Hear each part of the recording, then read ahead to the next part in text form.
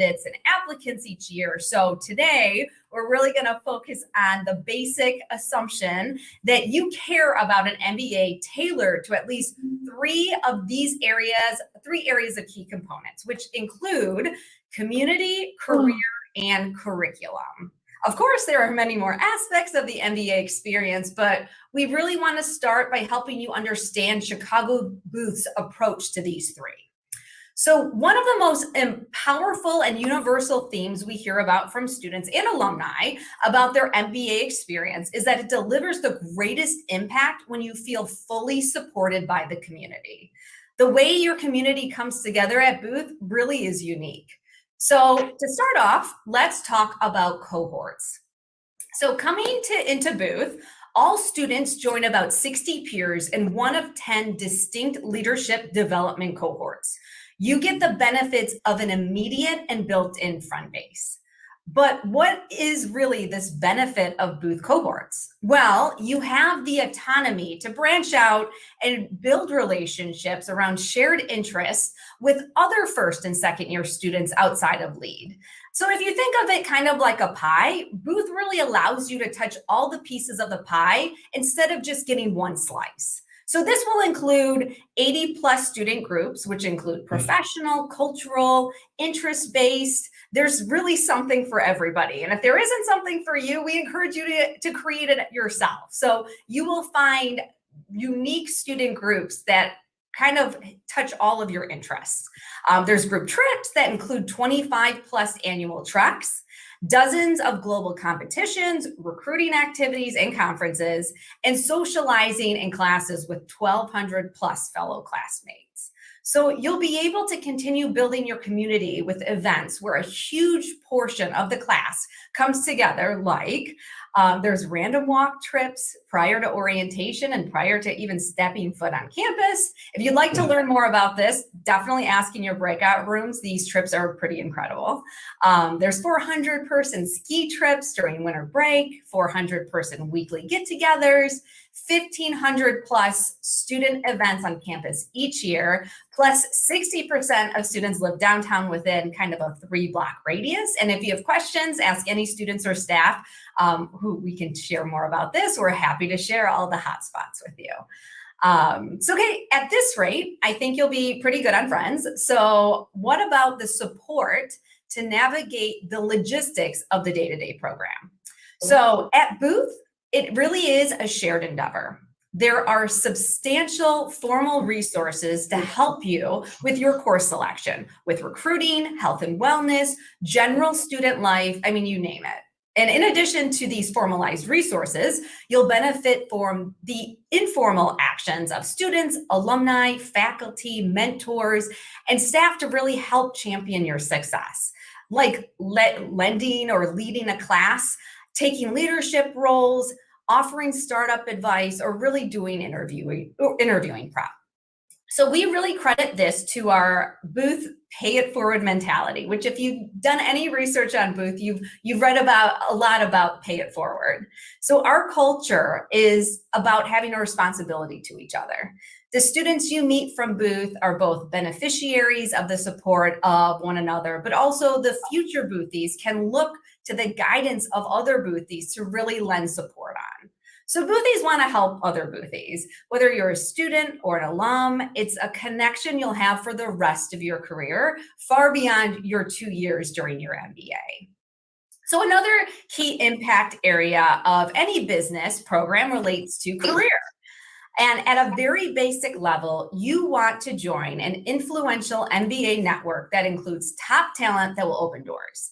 And a lot of schools will offer that. But what's so distinct about the career impact at Chicago Booth? Well, for starters, Booth has one of the largest career services teams of all MBA programs. Each year, they facilitate over 5,000 interviews for job interviews and internships. You will benefit from the one-on-one internships with career coaches. There are 50 plus second year career advisors that really give you tactical and tangible individual feedback on a number of industries and career transitions to really help you navigate your own career path. There's coaches with international focus, as there's probably a lot of you out there, and a lot of students that are interested in international opportunities. So you can connect with companies that offer visa sponsorships both in the US and companies in other countries where US students are looking to work abroad. All of this really leads to highly effective results. Last year, 98% of students had job offers within 3 months of graduation, and 3/4 were hired through Booth facilitated channels. And you really do hear it all the time, the number of alums and students that really get jobs from other Boothies. It happens a lot. So now let's think about your long-term career success as industries evolve and new opportunities present themselves. How does Booth prepare you? So first of all, career services is for life. So at Booth, alumni have access to job postings, advisors, and programming throughout their careers. There's 25 plus professional student groups with areas like consulting, tech, healthcare, energy, marketing, etc. Students really have the ability to build networks within these industries and with industry-minded peers and alumni through workshops, company visits, conferences, and competitions.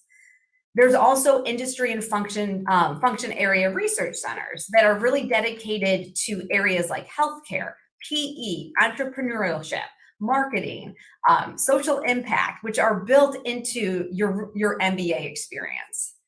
And there's top-rated startup accelerator program, which I'm sure a lot of you have heard about. You can join the many entrepreneurs who have really got their start. So our program awards over $1 million to new ventures, to alumni and students each year. This includes past winners and a lot of household names. I'm sure some of you may have heard Grubhub, which I don't know how we got through COVID without Grubhub. So just to say, you will be in very good company. Finally, you will pursue an MBA because you want to build on your existing knowledge and leadership skills. And that's where the curriculum with a significant impact really becomes a differentiating factor. So at Booth, you will take 21 courses total with 1 required leadership development course, which is LEAD. The rest of your 2 years is really spent on your particular academic path. So what is the benefit of Booth's curriculum flexibility? We talk about flexibility a lot. So what is the benefit of this flexibility? Well, being able to select courses really is essential if you want to get the most out of your relatively short MBA experience. This really isn't a time for redundant learning. Everyone has different backgrounds, skill sets, and goals. We want you to dive into topics that will add to your experience and be applicable for when you're ready to really transition into your career interests.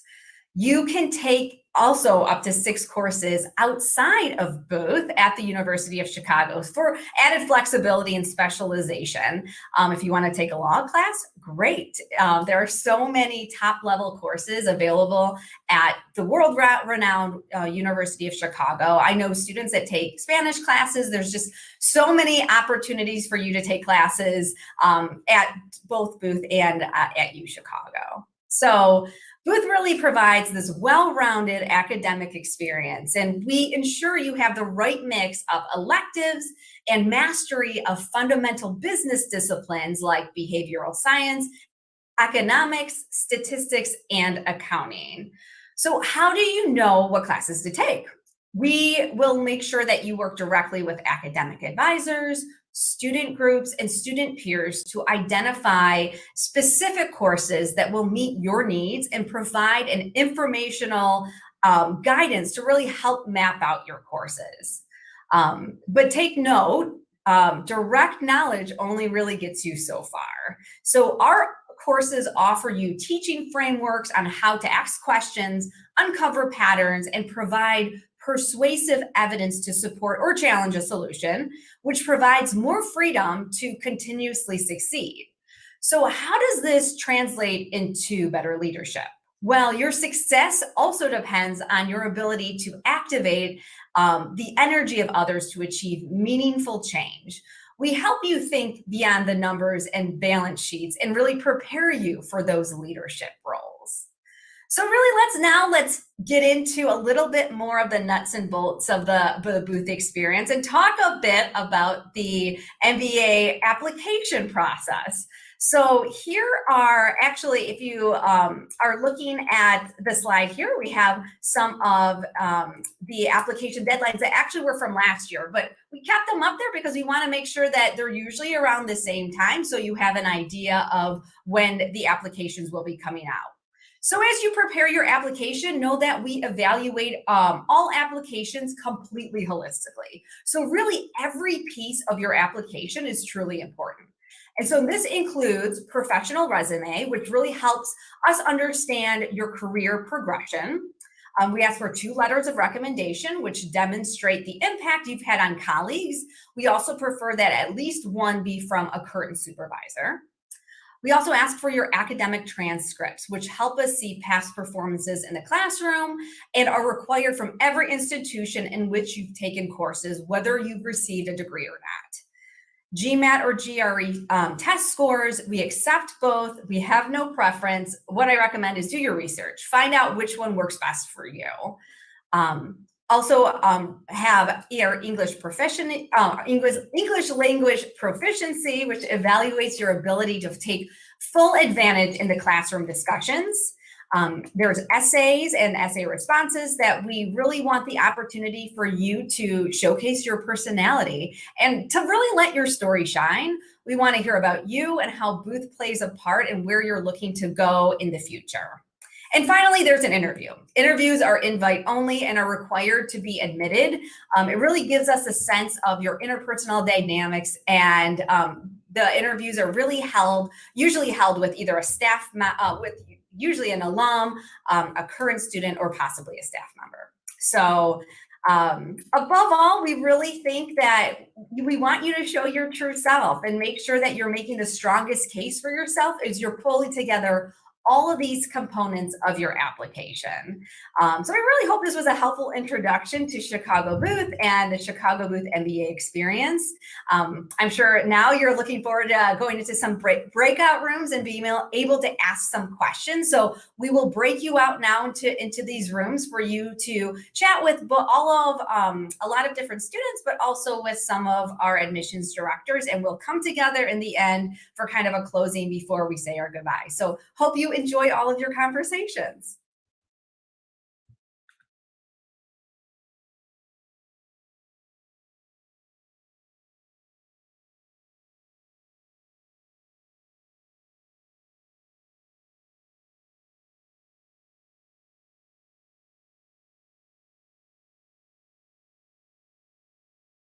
For joining us. I know you just heard me rant on for about 15 minutes. So before we start questions, I'd love for our students to introduce themselves and maybe say a little bit about what year you're in, kind of maybe what brought you to Booth, and what you're going into or what you're doing this summer. Sure. I can start. Hello, everyone. I'm Sam. Excuse me, sorry. I'm a graduating second year, graduate in a couple weeks, originally from Hawaii. I spent a couple years in investment banking, and then I spent about 4.5 years in the US military. I will be leaving and going to a corporate venture capital firm here in Chicago after Booth, and happy to answer any questions about any of that. Thank you. Hi, everyone. I'm Anjali. I'm a first year, so just wrapping up my spring quarter. I grew up in India and moved to Singapore for my undergrad, so a lot of my work experience is based out of Southeast Asia in the tech industry, working in like strategy type of roles. And this summer I'll be doing consulting, so I'll be heading to Bain Boston for my internship. And yeah, happy to talk about that or really anything else as well. Great. Well, first of all, Sam, congrats. You're a couple of weeks out. How exciting. And thank you both so much for joining this room and answering these questions. So everyone, please feel free. You can put it in the chat, but and if you'd like to come off camera at this point, come off camera. If you don't want to, I'm not pressuring anyone. But we'd love to answer any questions. Again, students have the best perspectives, can give you firsthand experience. They were in your shoes a year ago, 2 years ago, so they know what you're going through, whether you're in the research phase, whether you're in the application phase, and then any logistical questions about, applications or admissions, I'm happy to answer as well. So any brave souls want to kick it off? We're open and welcome to hearing from you. Can I ask a question, Mary Beth? Oh, Yes. sorry. Can I just reserve number 2 for questions? I think Ariana was first. Sure. If you guys, I think there's like a raise hand function too on, probably be easier for us to see you at least. So, and know that you have a question. So, yeah. So I can't remember who was the first person, but please jump in with your question. Okay, let me go ahead. Hi, this is Haesung from New York, prospective student trying to apply this coming fall. Sam, if you don't mind, can you share how your experience was in the recruiting process for the role that you'll be attending to after graduation? Because I think I've heard a lot about the consulting and investment banking path, but I know the venture capital path is a little more unusual, and would love to hear your experience. Yeah. I would say that banking and consulting have, I guess they're called like more structured career recruiting paths. For venture capital, I can only speak to like venture capital. I'm not quite sure how like the other like less structured paths of like private equity or tech or startups can do. So I'll just speak to venture capital. I think venture capital as an industry just naturally, like, you need a big part of the job is you need to build connections, and you get deals through your network. So you actually have to, a big part of the recruiting process is building your network, reaching out to folks. The benefit that Booth provides is the significant amount of alumni that are in venture capital and very like top tier venture capital firms. And then Booth also offers something called the Venture Capital Lab, which folks can do, like apply for it, I believe in the fall quarter.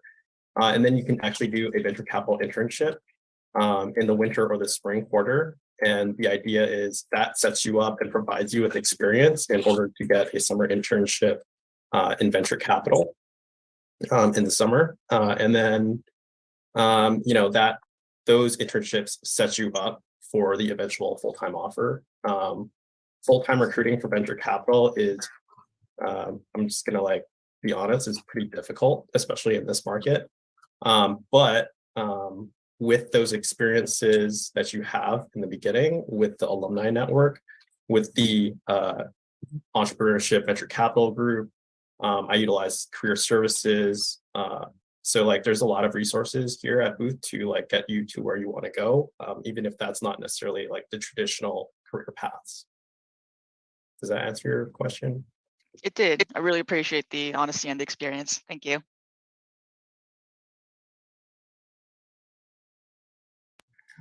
Hey, any next question? Oh yes. Okay. If I said this incorrectly, I'm sorry. Is it Prince? Is it Princess? Yes, it's Princess. Oh, Princess. Okay. Yes, Princess. Please. Just as an Indian. Thank you. Want to know more about the sort of the age limit. I know I've been reading a lot about the MBA experience, that if you're like in your 30s or much older, maybe your opportunities to get into a top MBA school is limited. Is that true, or how do you guys go about in terms of the sort of the age demographic within each cohort? So it's less about age. So we don't look at age to be like, oh, you're this age, you're too old, you're too young. We look at experience. So it's all about what experience you have, not only like if you have enough experience, but also the right experience, what you want to do. If it's not only the experience, but also if an MBA makes sense for you. And if it does, and you feel like it's the right next move, then you should pursue it. So I feel like I get this question a lot, like, oh, I'm 35. Am I too old for an MBA? No, but then again, you also want to think about if you have maybe 8 to 10 plus years, you might be wanting to think about an executive MBA versus a full-time MBA for 2 years. So it all depends on what point of your career you're on. Everybody's at different points of their career, but I would never say at a certain age you're too old or too young to pursue an MBA. I would absolutely not. Okay, thank you. And my second question is sort of, I'm in the application phase, studying for my GMAT like nonstop. Good for you. Good for you. What advice, I guess, for Sam and the others that are on the call, like what advice do you guys have for those of us who's been out of school for a while, trying to get back into the swing of things and taking the GMAT? And how much does the GMAT kind of weigh in terms of sort of the whole application process? And I'm not sure if there's a formula, 50-50, 70-20, or whatever that it is. How do you guys sort of decide and who's the right candidate in terms of the entire application process?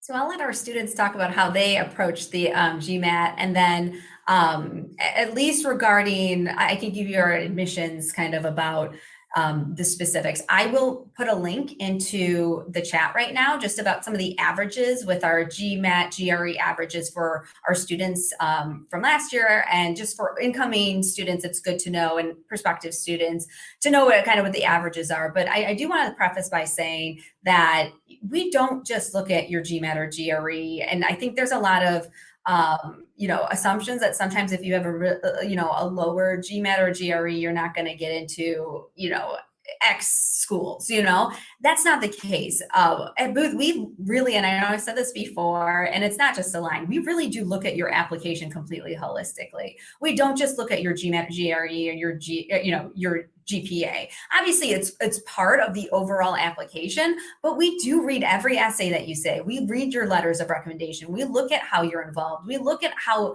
your goals and how Booth is the right next fit for you for your short-term and your long-term goals.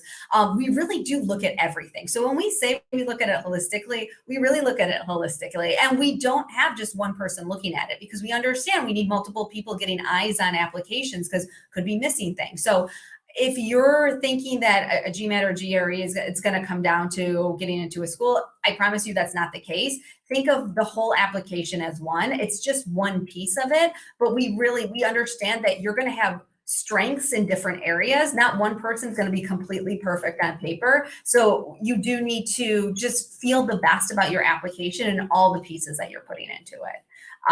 But at least regarding studying, I will pass it to our students who probably have much better. Thank you, Rebecca.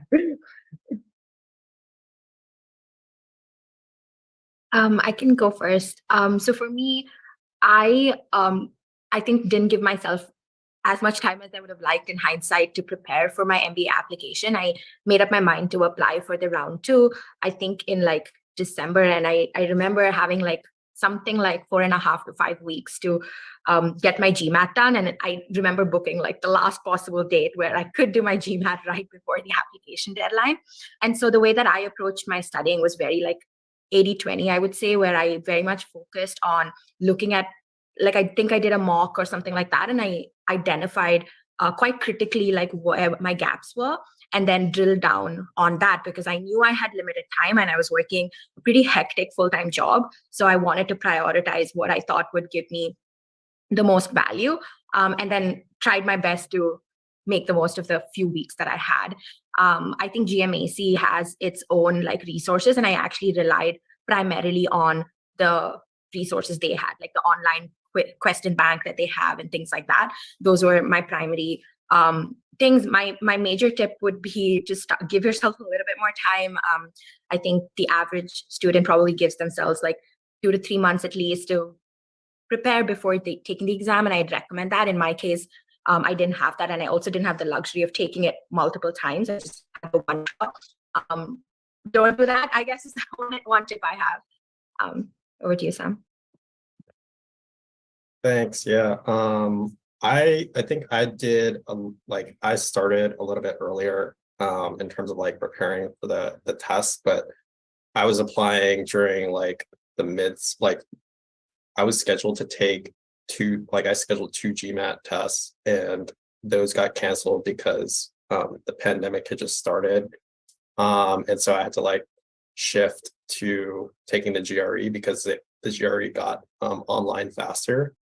So I guess some tips that I would say is like to add on is like consider which tests like maybe you perform better at. Maybe you take like practice tests for either the GMAT or the GRE.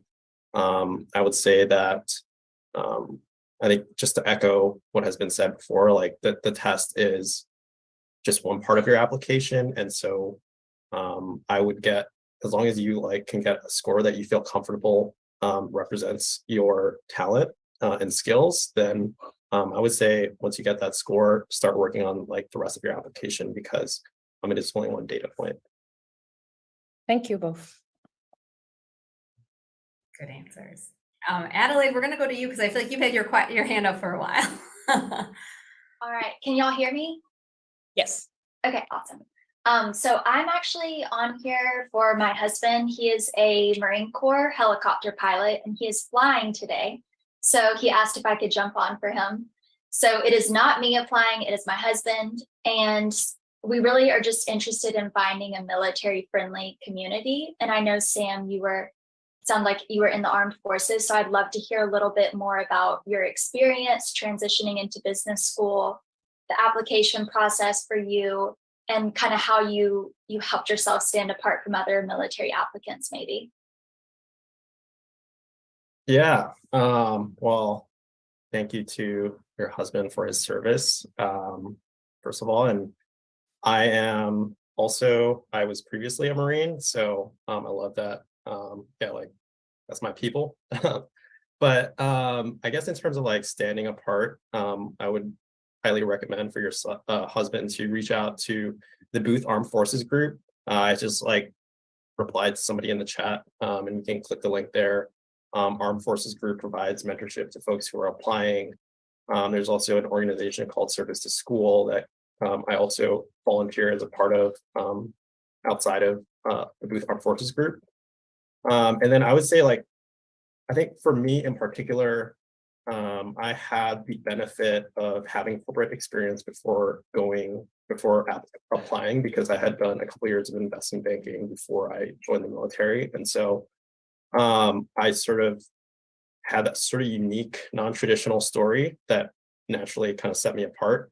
But I think like just in terms of understanding the story, like a lot of the things that are going to be said here are very similar. And it's just a matter of like translating that military experience into a compelling narrative that makes sense for your career goals, and why Booth is like the best place for to get to those career goals. And the final thing I'll say is just like the Booth just the Booth community has been incredible. There are a lot of benefits to being at Booth as a military veteran. The Yellow Ribbon program, if your husband is able to take advantage of that, is incredible. And for me, it made a significant difference in where I was deciding when I got to the decision point. And there's a lot of incredible alumni that have come out of Booth who are military veterans. So if you ever come and visit Chicago, the Gleacher Center is named after Eric Gleacher. Eric Gleacher was also a Marine Corps veteran. So yeah. Hope that answers your question. Yeah, totally. No, I appreciate that, Sam. That's very helpful information. Great. Okay. Is it Shusuke? Yeah, it's Shusuke. Good to see you. Okay. Good to see you all. Yeah, I have questions to Sam and Nalali. Can you remember like a specific experience you had at Booth that you realized maybe at that moment, or maybe in retrospect, that you would only have had that experience at Booth in Chicago?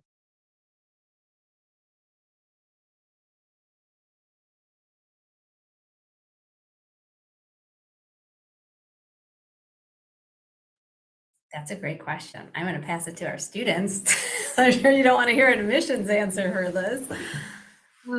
I'm gonna take a stab at it. I worry about saying that this would not happen at other schools just because I haven't had experiences at other schools. So it feels unfair to make that comparison. But this was a moment that very much reaffirmed being at Booth for me. And I have kind of two short examples.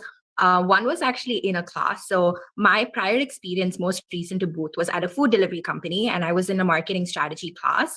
And one of the like mini assignments or projects that we'd been assigned was to analyze the food delivery industry. And I actually went into it kind of wishing it had been another industry, because I felt like I just worked in that industry for 2 years.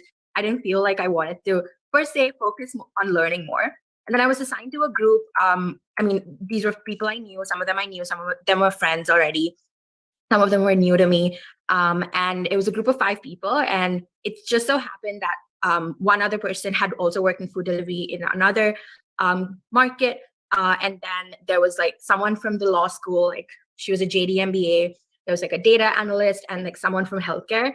And I remember like the discussion was so interesting to me. And despite having like work experience in that industry, I felt like I learned so much from like the other brains that were like around me. And I found it very like affirming. Like they pushed me to think about the same problems that I had been like working on professionally in like a completely different way. And there were these like legal perspectives and like analytical perspectives that they brought in from like their own respective backgrounds, even those that didn't have like prior industry experience in that. So that was a moment that I was like, oh, I'm so happy to be here. I really felt, and those were my first quarter. So that made me really happy. The second moment that I'm thinking of is really a lot of the support I received through like recruiting. And even like informal support. I remember in the winter break, I had made like a conscious decision to not travel too much, because for consulting recruiting, like a lot of the interviews happen early Jan. And so the 2 weeks before that, I was like, I'm just going to sit in Chicago and I don't know, focus, I guess. But I was getting a little bit stir crazy because classes were off. I had a lot more free time than I expected. And I was just like, I don't know, I'm the kind of person that likes to do a lot of things and keep myself busy, and like forcing myself to sit at home like made me feel horrible. So one of my like 2 whys is like, let's go on a walk. Let's just go on a very long walk. So we went to the Christkindl market, spent like an hour and a half, 2 hours there shopping for like Christmas presents for the different people we could think of. And it was just a wonderful moment where like, yeah, the people in the community like help you in the ways that you like really need in those moments. And it's not like always related to professional. Like in that moment, what I needed was not like more mock interviews or like, I don't know, professional mentorship, but it was just like a break, like just hanging out and like Christmas shopping. And yeah, those were, I guess, 2 moments where I was very happy to be here, and the choice that I made me really happy. Yeah. Thank you very much. That was a very moving and touching stories. Thank you very much. I will just say there's nothing like Chicago. I don't know if anybody's been here or, has visited. We also have 2 campuses in Chicago. So we have the Harper Center, which is most of the full-time students classes during the day take place here. But the Gleacher Center, which Sam mentioned as well, is literally downtown Chicago, kind of across the street from where a lot of students live. Very, very convenient, but it's beautiful. It's right on the river. It's so close to the lakeshore. It's close to the Navy Pier. I mean, having essentially the ability to choose classes at both location is really advantageous to kind of live and be exposed to everything. Chicago is a great experience, especially for those 2 years. Whether you stay or not, it really is it's a great city. There's something for everybody. So I'm biased to Chicago, but it really is a great city. So If I could just add in, yeah, like, Sam. I struggle with that question because I feel like there's such a, like, the Booth brand and the Booth alumni network allow you to do so many things, not just in Chicago, but outside of Chicago. And some of my favorite memories are not like of participating within the MBA is not necessarily within Chicago. Like the city's great. The cost of living compared to other, major centers is great. The fact that we do have a downtown campus. Most of the students do live downtown, which makes it really easy to like go from where we're living to internships and networking and coffee chats. But like for example, I co-led a trip to meet with venture capitalists in the San Francisco Bay Area.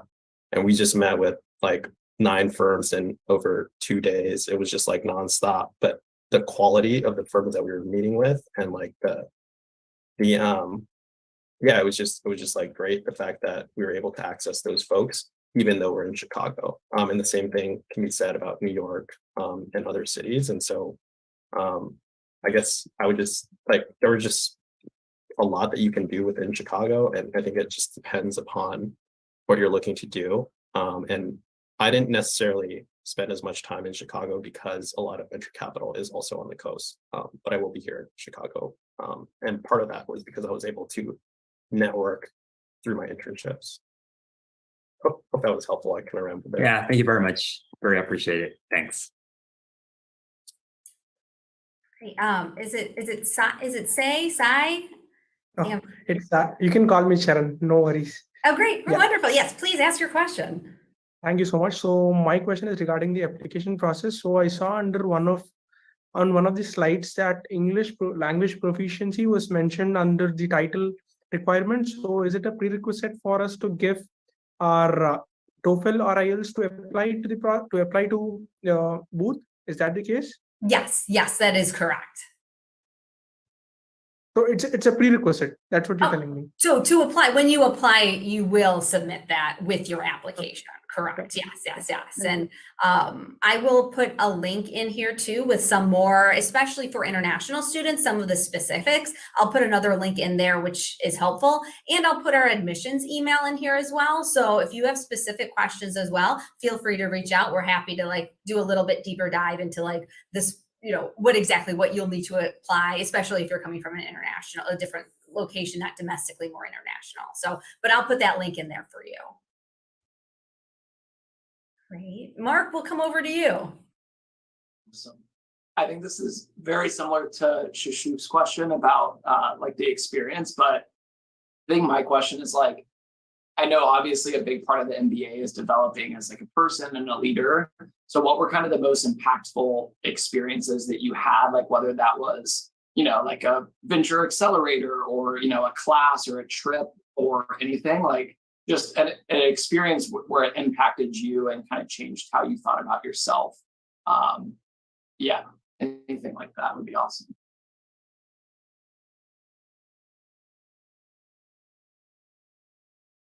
I'm happy to go first. If you're still thinking, Anjali.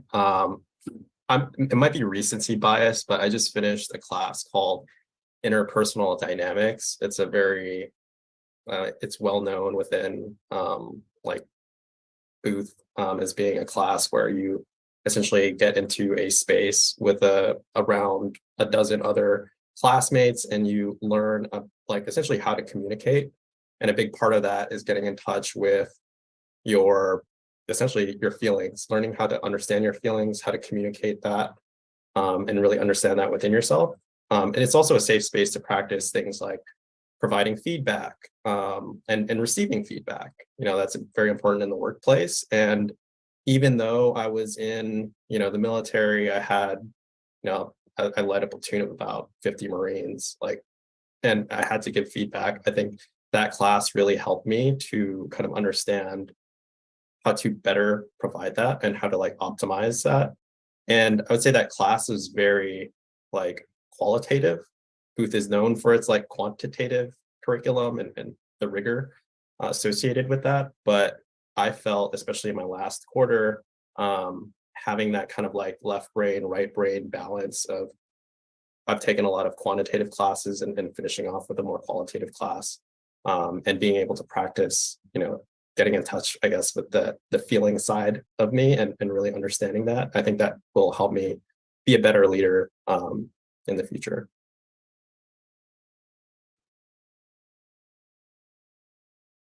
I'm struggling a little bit with this question because I feel like I have so much more to go in terms of working on my leadership. And I think usually traditionally in the second year is when you take up more of these leadership positions at different student groups and things. And I'm going to be doing that. And I'm looking forward to learning more about that.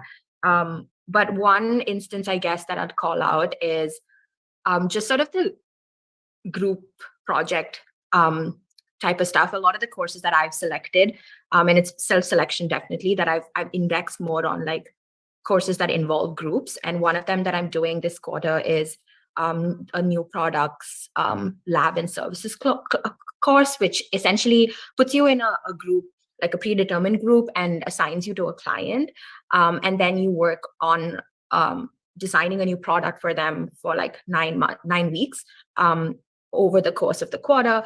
And something that I really feel like has been quite interesting about that project is the idea of like assigned roles and like working truly with peers.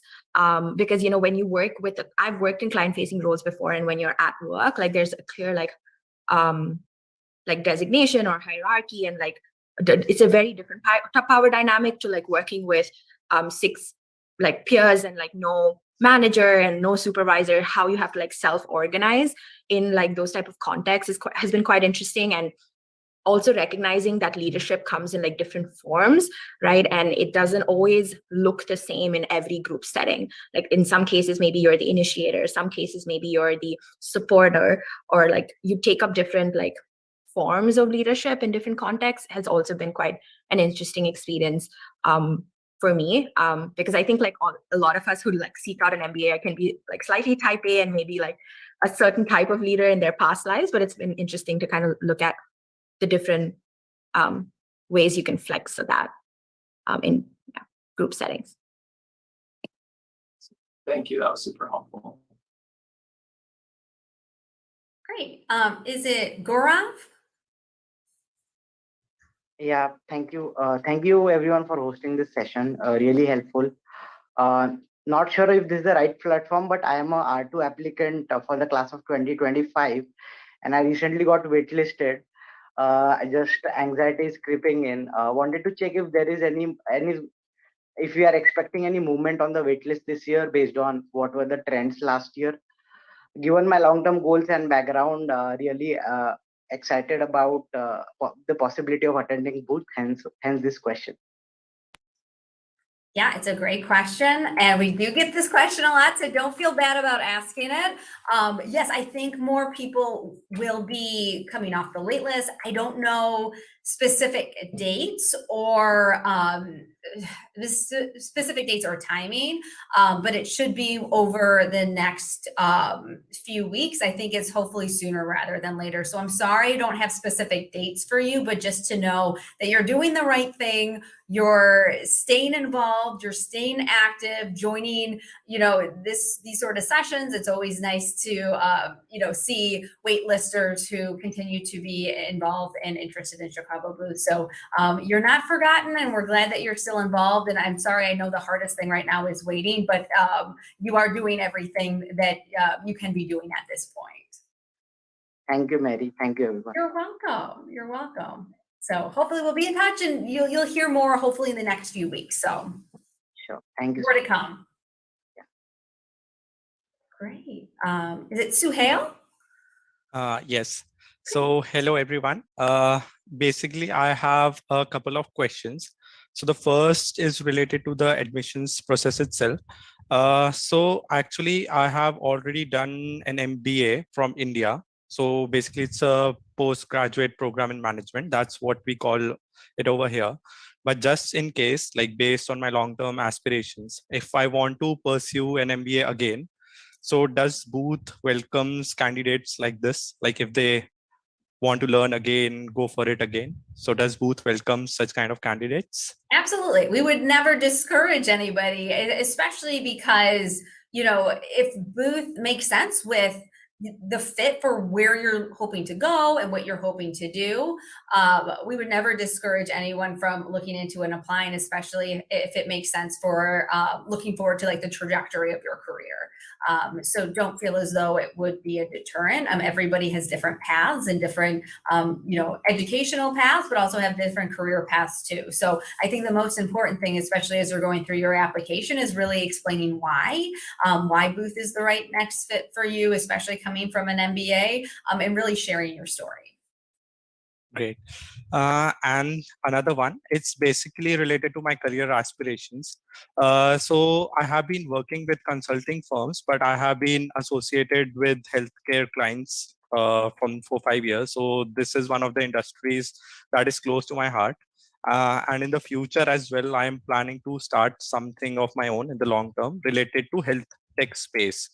So what are the different kind of resources, or let's say curriculum if I really want to understand more about healthcare and something related to entrepreneurship, so that I can maybe in the long term build something of my own. So just wanted to know about that.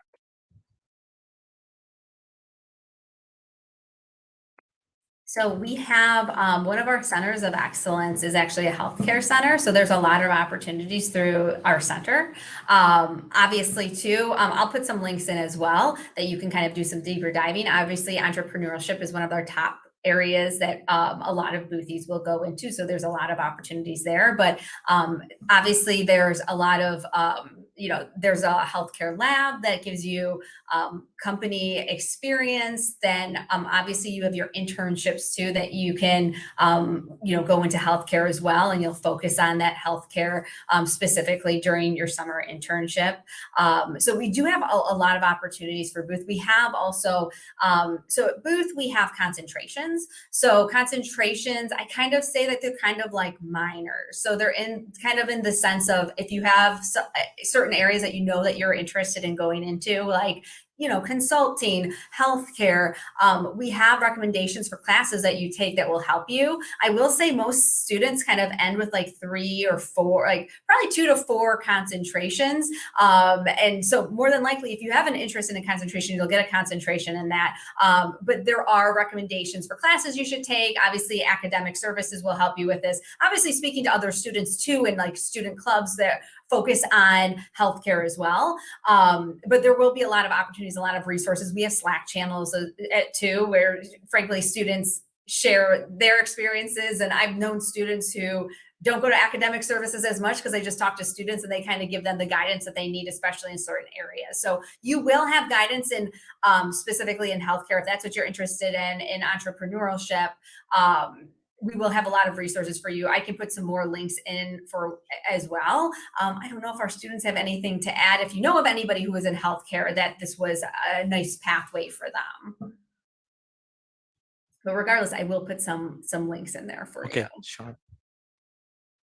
I think the only thing I would add is like, I know a bunch of people who, if you want to over-index on healthcare or any other industry, I think the flexibility of the curriculum allows you to really do that and not just take advantage of the classes at Chicago Booth, but also classes within the wider university. I think for healthcare, if I'm not mistaken, the faculty recently added another class for healthcare. And so faculty is very responsive to what the students are interested in. And if there's enough student interest in, creating another healthcare class, for example, I think, there's opportunity to get that. Okay. Thank you so much. I was adding links and all of a sudden I was like, oh no. Yes. Any other questions that you have about that or in general? No, that was it, but I'll go through the links. Great. I'm going to add a couple more too for you. Sure. Thank you so much. You're right. You're welcome. Is it Aquila? Aquila, please. Aquila, Yeah. I'm sorry. Yeah, no worries. Thank you, Booth, for facilitating this interactive session. I would like to ask Sam and Anjali, is there anything you wish you had known or done differently during your time at Booth, especially perhaps in terms of navigating the school's culture or even joining students' clubs or organization that to enhance your overall MBA experience? Thank you.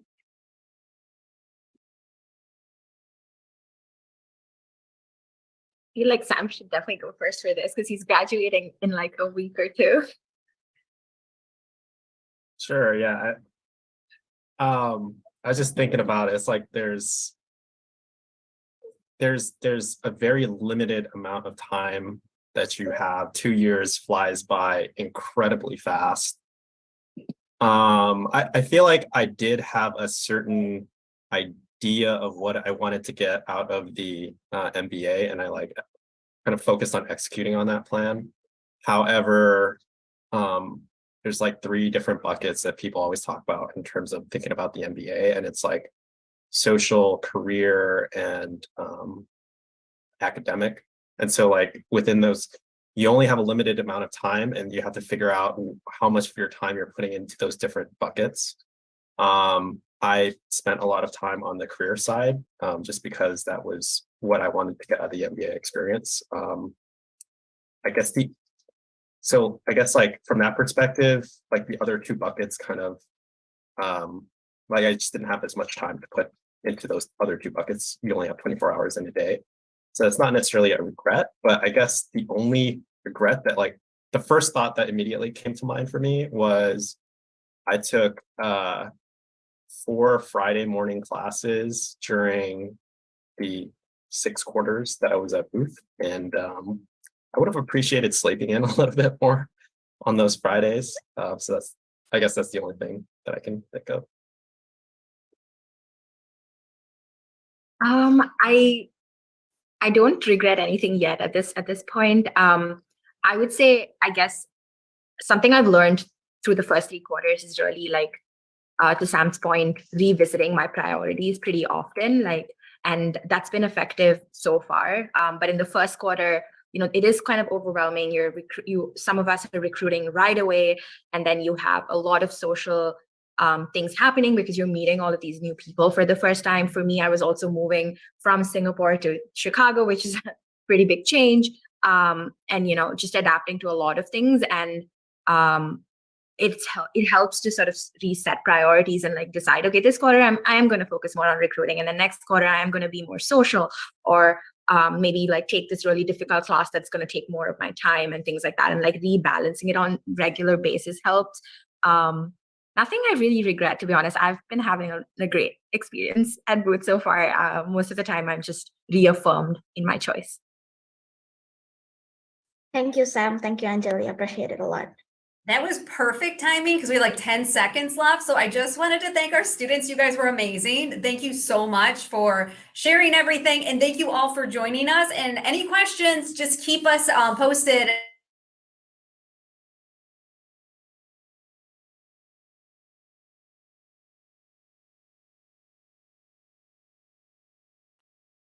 Hi, everyone. I know we only have a couple minutes left, so we just wanted to close it out really quickly with just sharing some information about how to contact us if you have any additional questions, especially as we come to applications over the summer. To let everybody know, our applications should be posted later in June or in July, so keep your eyes open. The application for round 1, the deadline was usually around the end of September, so you have time. But really, I just wanted to thank you all for joining us today. I really hope that you had some great breakout rooms. We had some fantastic conversations about healthcare. Our great students share their perspectives and really their experience at Booth. I'm going to put in the chat our admissions email. So if anybody has questions just about, anything relating your applications or about Chicago Booth in general, feel free to reach out to us. We will get in touch with you. We have a lot of admissions directors who are happy to have some conversations with you about your experiences and what you're trying to get out of Booth and your next steps. So I put the email in there. Again, I wanted to thank you so much for joining us, and we're all looking forward to seeing all of your applications to Chicago Booth. So have a great day, and we look forward to hopefully seeing you all in Chicago at some point soon. Bye, everyone.